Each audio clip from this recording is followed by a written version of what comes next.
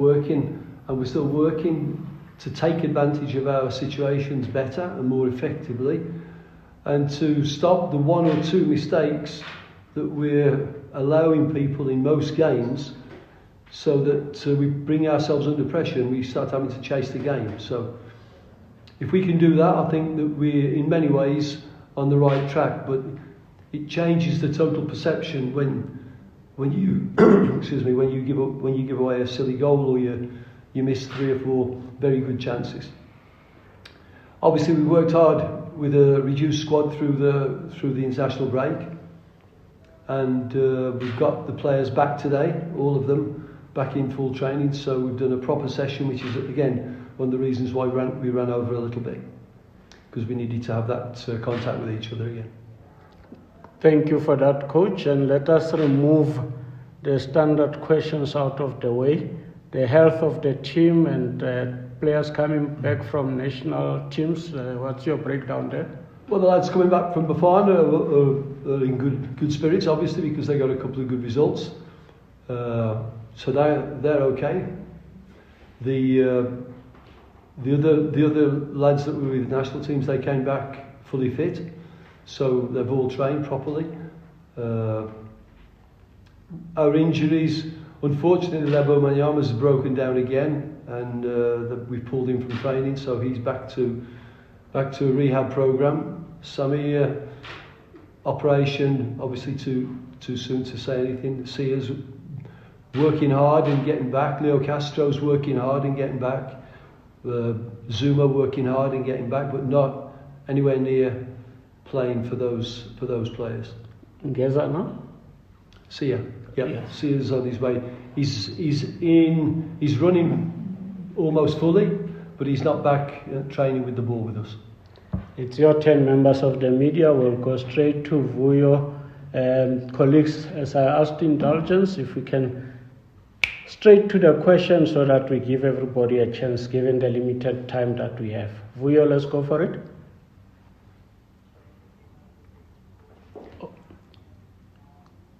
Hold on, Vuyo. Go for it.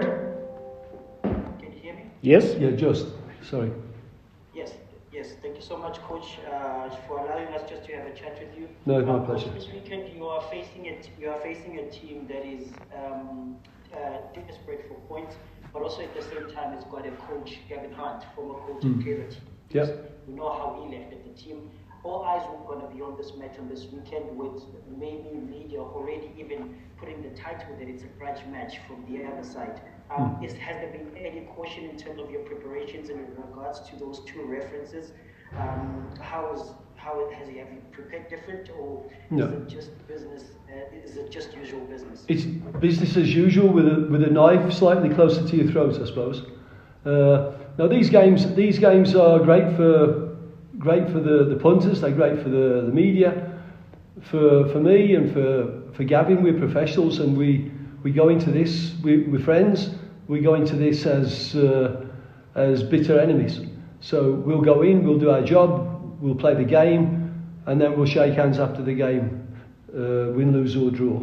But both teams, the season has not been what you're looking for, and then people will talk up as you obviously doing the ex-Kaizer Chiefs coach coming back and hoping to spoil the party, that sort of thing. I don't think Gavin's thinking that. I think he's thinking about getting a result, and he's exactly the same with us. And the only way we'll get results, the pair of us, is by finding a strategy and a performance that will get us there. So no, to answer your question, it's business as usual, but everybody, I'm supposing, is feeling that knife a little bit close to the throat.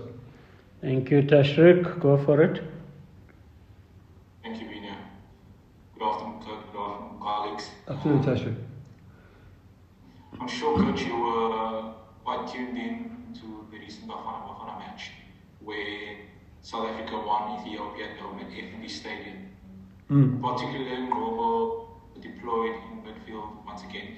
Previously, a position is not unfamiliar with, because you yourself played in that role as well. Yeah. However, admitted that the plan did not particularly work for himself.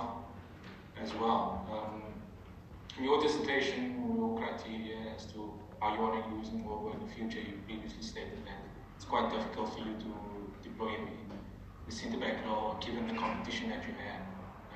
In the future, in the coming matches, where do you see fit for the player to be played?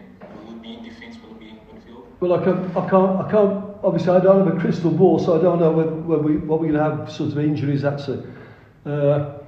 don't think he did a bad job for Bafana. Absolutely not. There were certainly, I thought, players that were worse than he was. Absolutely. And I do think you can look at Dewulo either as a skillful centre back or a defensively strong central midfield player. So he is versatile enough to play both of those positions. Of course, he's not played in the midfield as much, but you can deploy him there as virtually a third centre back. You can push him in front in possession and drop him in between, more or less, when you're defending. So his versatility gives us options, and it's certainly nothing that I want to throw away without having a proper look at it, because he's got to find his distances, he's got to find his balances, he's got to find his intentions and be comfortable with that role before you either bin it and say, no, I'm only looking at him as a centre back, or can he play both and can he strengthen the squad in that way? Thank you, Coach Fidel. Let's go. Thank you, Vina. Afternoon, Coach. Hi, Fidel. Colleagues. Hi. Coach, what were your realistic targets after 6 matches? Because now you're currently sitting on 12 position. I know every coach wants to win every match, but that's not realistic. But what were your realistic targets and the mental strength of the team? So. Okay, sorry for interrupting you there, Fidel. I think I got your question. Firstly, the mental strength of the team. I think that they've shown that they're quite resilient. I think you have to be mentally strong if you're going to play for Kaizer Chiefs, because, with all due respect to some of the teams, you are under the microscope more when you're a Kaizer Chiefs player. People are more ready to have a go. Social media is more massively black or white. You know, you're great or you're not. You're a hero or you're a zero. So I think you have to be mentally strong. I think the players have shown a degree of mental strength. I'd like it to be stronger. But I think, you know, we've come back from being down a couple of times and they've shown that resilience. But of course, coaches are never happy completely. So I'd like to see us showing that mental strength in terms of maybe focus, in terms of not having to come back after giving away a goal because we switched off, for example. But that one, and I have to the other one, the part about the target. I'm not one of those coaches that makes those targets. I've never been a fan of it. I think it brings in as much anxiety as it brings in goal setting. You know, so I'm not one that says after 4 games I wanted 10 points or whatever. But definitely I wanted more points than we have.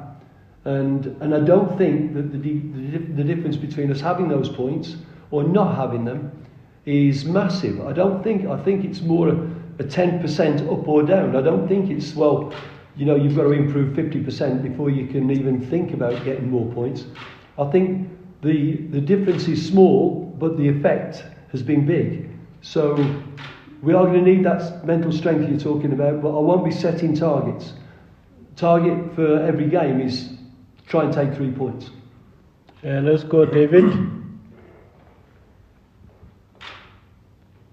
Hi, Coach. It's David from Industry Times. Hi, David. Hi.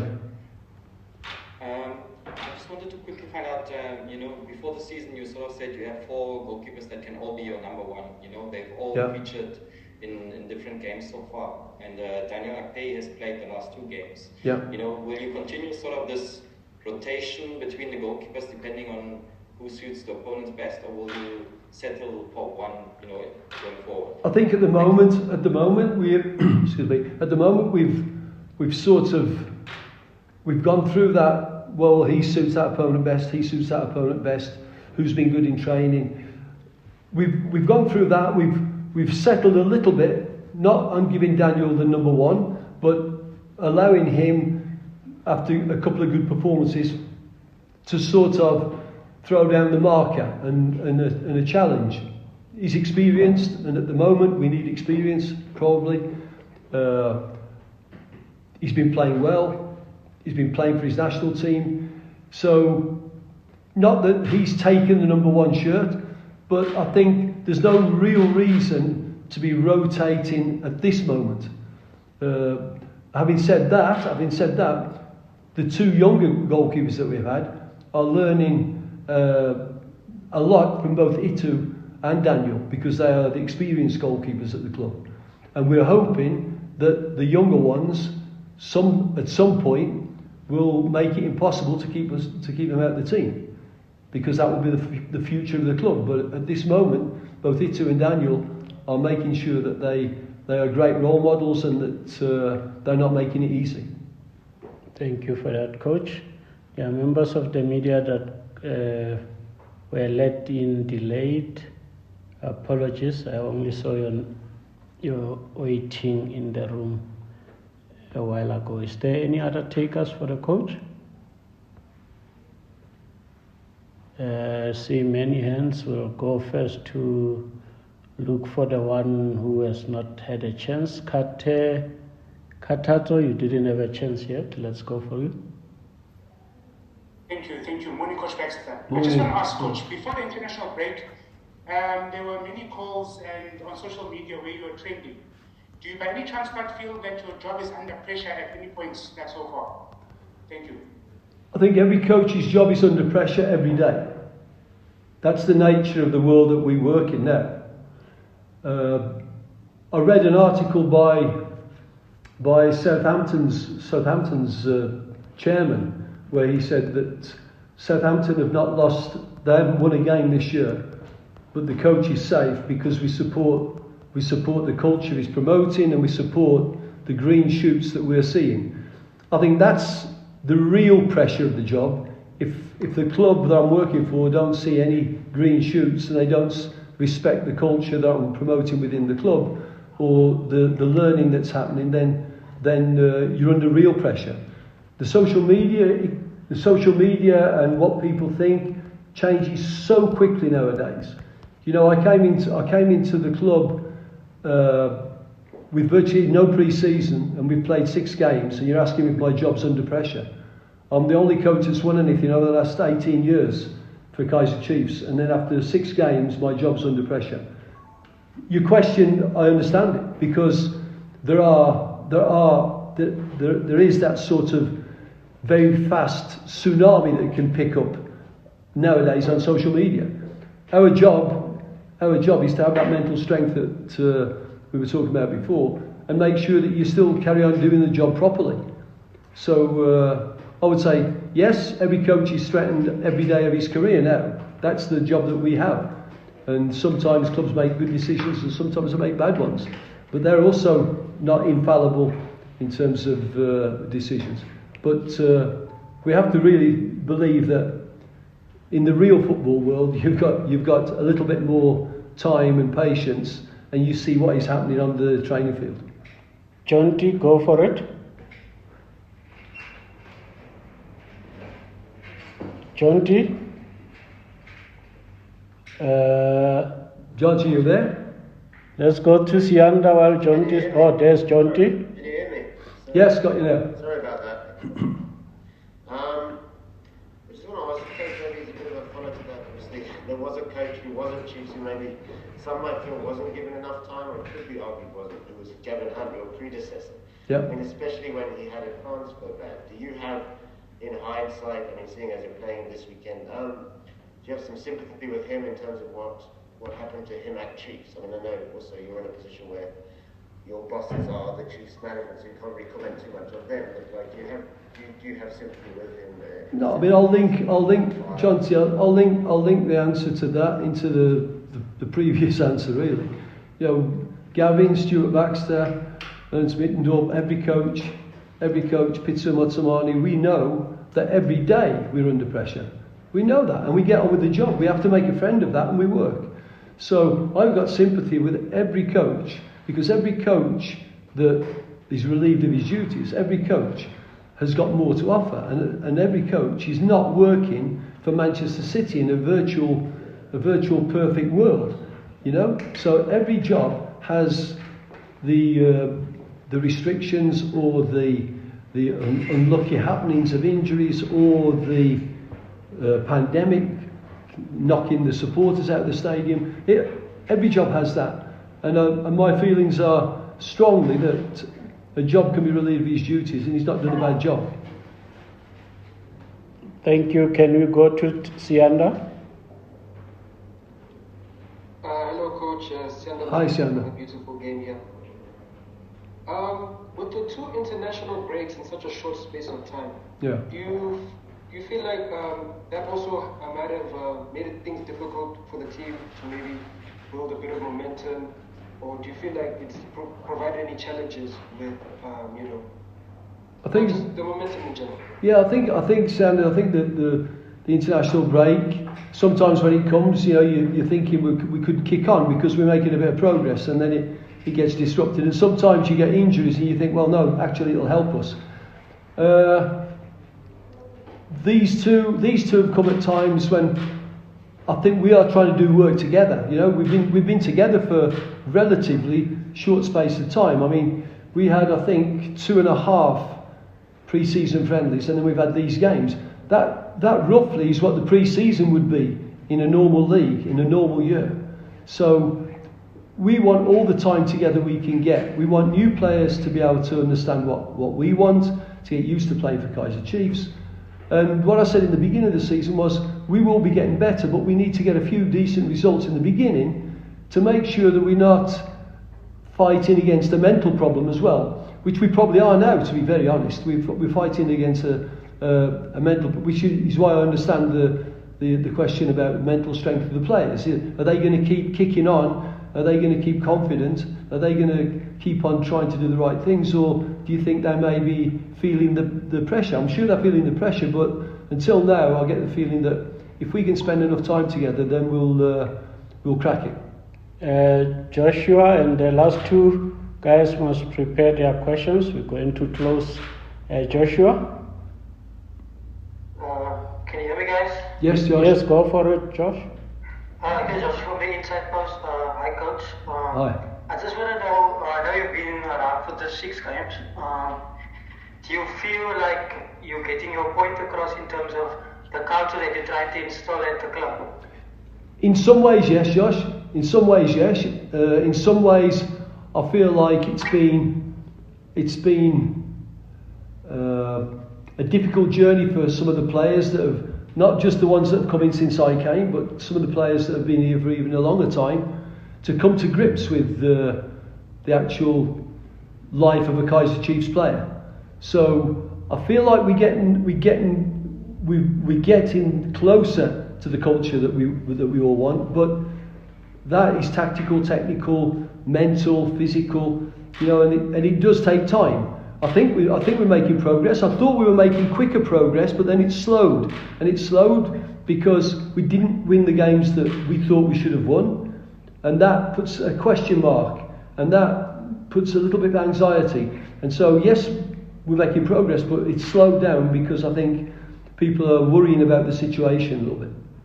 There you go. The last 2 questions will go to who are not repeaters here. Everybody's a repeater except Christopher. Christopher? Thanks, Pravina. How are you, Coach? Yeah, I'm good, thank you. Hi, Chris. Coach, we had a conversation years ago when we were Chiefs and winning things with Jessica. And at the time, you thought the structures that you had around you were enough to actually build a dynasty for Kaizer Chiefs. that would be maybe by this time we are talking somewhere where Kaizer Chiefs would be mentioned in the same breath as your Hartleys and Zamaleks and those bigger teams. Anyway, you went and you are now back. From what you have seen from the time that you have come back, in terms of the structures, is Kaizer Chiefs still in a position to build the kind of dynasty that you saw back in 2014? That's a very interesting question, Chris. I think one thing you've got to think is that we're living in different times. You know, I don't mean COVID, but I just mean that if you look at the other teams at that time when I was there, I think that probably the standard of coaching now is better because more teams are well organised and more teams can beat each other. The bigger teams have pushed on, and they've pushed on at the same pace, if not more than Chiefs. And so I think it will take more time for Chiefs to find that edge and move away from their competition to put themselves in the position of a Bayern Munich or a very dominant force. So do I think there's a potential to do it? Yes. But do I think it will be as easy as I thought at that time? No. Because I think everybody else has closed that gap and some people have possibly even kicked on a little bit further. We'll close with Sianda, and we'll see if we've got 2 minutes also for Joshua. Sianda?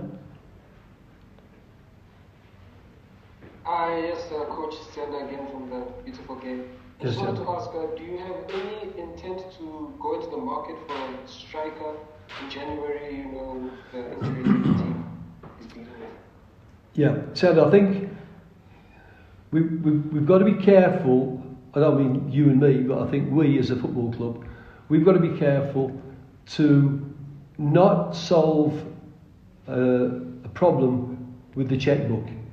I think a signing is very possible in January, but it must be a part of a strategy. It can't be just because maybe the supporters expect us to make a signing. Maybe we think we can plug a hole by making a signing. We have to have a strategy, and the signing needs to be a part of that strategy. And the reason you gave, because the injuries we've incurred, we've got Samir and Leo, who both of them foreign players, both expected to be a source of goals for us, and neither of them are anywhere near the field. So you would think that maybe if we can make a signing to strengthen the striking department, it would be useful, and you would be right in that assumption. But I think we've got to think, we do our work on the training field, how much can we compensate there? We raise the level of the players that we have, and then we make that marquee signing to enhance everything. But it's got to be we've got to be careful to not believe that we can just buy our way out of trouble, because you can't. By look of hands, Fidel is the last one. Thank you, Vina. One more time, Coach. Yes, in hindsight, Coach, after taking this job, do you realize how big of an assignment it is now? Thank you. I don't think I could have imagined the actual situation. Not that there's any regret in there, but just the actual situation, given the fact that there have been good coaches before me that have not reached the results that they wanted. And the reasons behind that is probably what I'm experiencing. And one of them is what I've just said. You know, other teams are better now than they were when I was here the first time. That's definite. There are more teams that can compete. There are more teams that can upset. And yet you still have Kaizer Chiefs being a bit of a marquee name that everybody wants to knock over. You know, so that becomes a little World Cup final there. And so you've got to bring players in, and also socially, the social picture in South Africa has changed since I was here last time. Players are different in their mentality. You know, I think globally, not Kaizer Chiefs players especially, but globally, We have to work harder to get the we instead of the me, and I think that is not just Stuart Baxter, that is just all over the world, in Sweden, in Denmark, in Japan. So things have changed, and I think everything contributes to, as I said, do Kaizer Chiefs have the possibility to become a powerhouse in African football, a real powerhouse? Well, they're a real powerhouse brand, but the team has not caught up then. The team can be the powerhouse, it can be.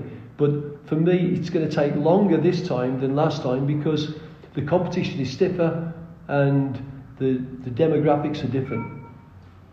Coach Stuart Baxter, your closing remarks, if you've got, before I let go of the members of the media, anything that you missed out? No, thanks for an interesting press conference.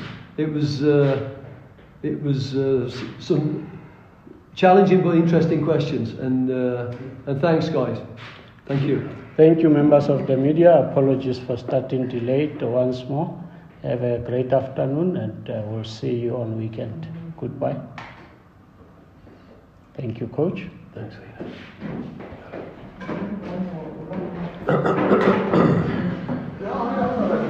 You're hot in here. You need a fan. No. I nearly stopped it even before